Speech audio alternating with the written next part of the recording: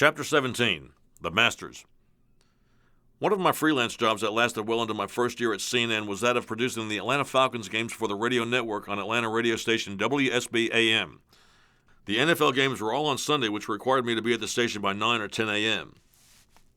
With my new overnight shift at CNN from 8:30 p.m. till 4:30 a.m., it made for a long day. My job during the Falcons games was to record and separate the highlighted plays to be played back during the postgame show. It was a good run for several years, only made more difficult by the Falcons' losing seasons.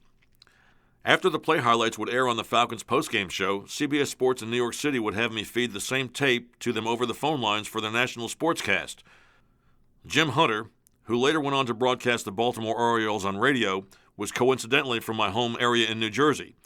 He was the guy that I was in touch with at CBS requesting the sports audio feed. Sometime later, he called me at home to ask me to conduct an interview with the head of the Masters golf tournament in Augusta, Georgia. This would require leaving CNN radio after my shift at 4:30 a.m. to make the 2.5-hour drive to Augusta in order to do the interview at 8 a.m. The gentleman I was to interview was Howard Harden, the main guy that would hand out the coveted Masters green jackets to the tournament winners. This interview would be done in March, about a month in advance of the actual Masters. Since it was 1987, the digital age wasn't upon us yet. It was still the age of fax machines and snail mail. Any cell phones were the size of bricks and cost about $1 million a minute. Everything was still done on tape. My interview would be recorded into a cassette recorder on a boombox. My job was to just ask a list of questions, record the answers, then immediately FedEx the tape to New York. My voice wouldn't be part of the interview. All the answers would be edited into a national feature for CBS Sports.